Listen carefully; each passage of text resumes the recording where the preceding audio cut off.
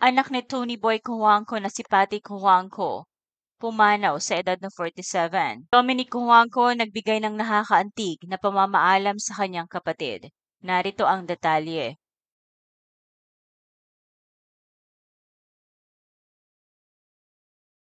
Nitong April 19, 2025, isang biglaan at mapait na balita ang bumalot sa pamilyang Cuangco at sa mga taong malapit kay Patty Cuangco kay Rolf. Sa edad na 47, pumanaw si Patty, iniwan ang kanyang pamilya, mga kaibigan at mga mahal sa buhay sa isang yugto ng hindi inaasahang pagluluksa.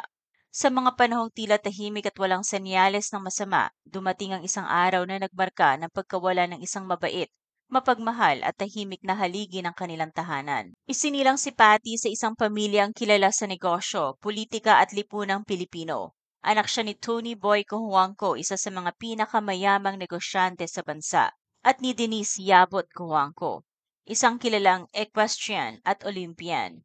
Sa kabila ng kanyang angkan, lumaki si Patty na may mababang loob. Hindi siya gaya ng iba na nasanay sa entablado o sa mga pahina ng mga magazine. Sa halip, pinili niya ang isang buhay na simple, tahimik, at malapit sa kanyang mga tunay na mahal. Taong 2008 nang ikasal si Patty kay Anthony K. Rolfe, isang pribadong kasalan na dinaluhan lamang ng mga malalapit na kaibigan at pamilya. Walang media circus, walang glitz and glamour. Isa lamang itong simpleng selebrasyon ng pag-ibig, kung paanong nais talaga ni Patty ang mga bagay sa kanyang buhay. Ngunit higit sa kanyang pagiging asawa at ina, naging inspirasyon din si Patty sa kanyang mga kapatid. Isa na rito si Dominic Cuangco, anak ni Tony Boy, sa longtime partner nitong si Gretchen Barreto.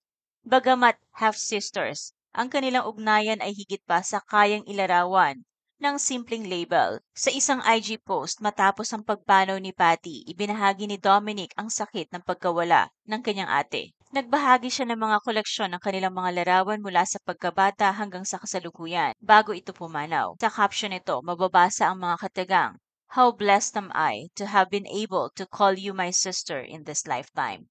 My heart is shattered.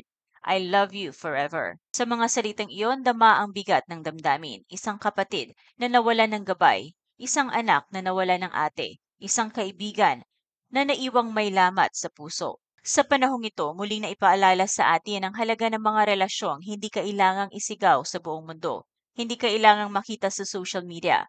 Hindi kailangang ipagmalaki. Sapagkat ang tunay na ugnayan ay nasusukat sa lalim ng pakikiramay, sa katahimikan ng pagdamay at sa tibay ng pagmamahal sa panahong wala ng salita ang sapat. Mula sa amin sa Showbiz Persona, kami ay nakikiramay sa mga naiwan o naulila ni Patty Cuangco.